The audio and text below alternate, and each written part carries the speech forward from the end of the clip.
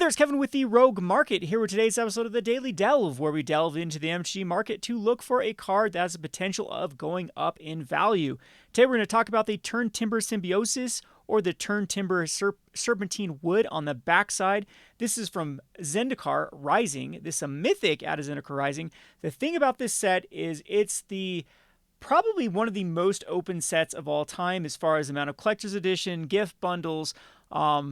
They even had regular bundles, it had pre-release kits, it had the whole run of products for this particular set, and it did seem to be overprinted. I can still get Zendikar in mass quantities of all of the above. You can still even get collector's editions, you can get bundles, gift bundles, you name it. There are still plenty available at the distributor level, and that is in spite of how many have already been opened. So if you actually look at the Zendikar Rising, there isn't a lot of cards that are worth a lot of money, and that's due to the fact that the most of the money comes from the box topper. So every one of those collector's boosters or any one of those draft or even the set boosters is going to come with a box topper that actually has a pretty penny if you get a fetch land. So all the equity in the set is being eaten up by those particular cards, which means the rest of the cards out of the set are dirt cheap. But that doesn't mean there isn't a lot of good cards out of this set, and this is definitely one of the cards that I think is going to go up long term. So the Turntimber Symbiosis is just a card that can literally go in every commander deck. Yes, commander decks that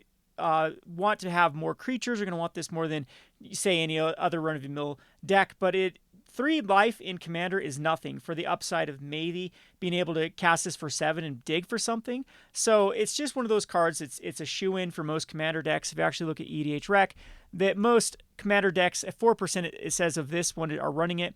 What I've noticed though is the newer Commanders, all the one that it's eligible in, most of them are around 15, 16, 17% of all decks are running the Turntimber Symbiosis. So what this means is this card isn't like worthy of people that already have commander decks buying this card to shoe it in.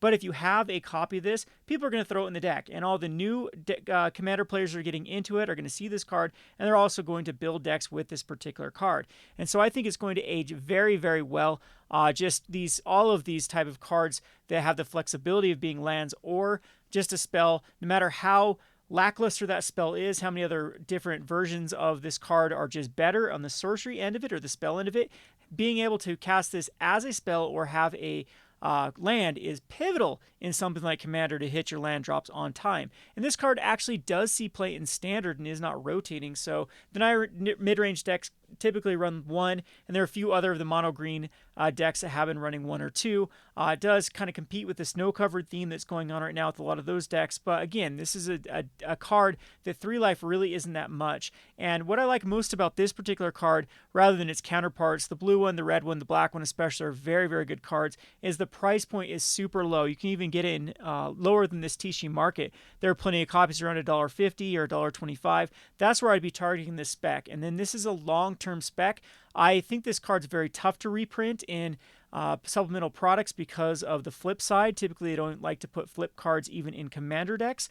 So I think that has going for it that it won't get reprinted in the next few years until they can find a home where they can reprint these type of cards. Card Kingdom is very bearish on this card. They aren't buying it, so they have selling it at $4, and they are only buying the extended art versions for $4.50 and $6 for store credit. And there isn't many that is actually being wanted by Card Kingdom. So that doesn't mean this is a bad spec. Now, I've talked about how I typically like to look at the Card Kingdom spread to know when a card's about to pop. This is one of those, you really want to scrape the barrel. You want to find the copies that are going for super, super cheap. You want to start hoarding these. Not really any... I wouldn't be targeting these for high prices. You just want to be picking the ones up that you can find for a decent amount and then hoarding those and eventually have enough stockpile over the next year, year and a half before rotation occurs on the next one. Maybe you can even get in cheap again when it does rotate out in a year from now in September. And then 2 years down the road, this is going to be a mythic that I think is going to accrue some nice value. I think that everyone is still addicted to the double ups, triple ups, quadruple ups of cards going up or sealed prices going up over the pandemic. And we forget that these are kind of the bread and butter of MTG Finance, where you can pick a card for very low and then check it back in 2-3 years and have quite a bit of equity in your collection from picking up these particular cards.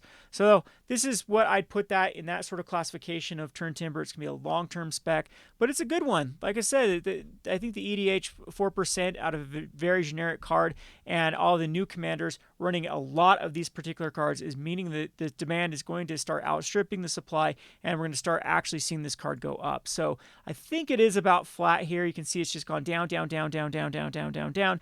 But that's because there's still a lot of supply from Zendikar that needs to be eaten up before the cards from Zendikar Rising can actually go up in price. I'll have to do a whole analysis for Zendikar Rising.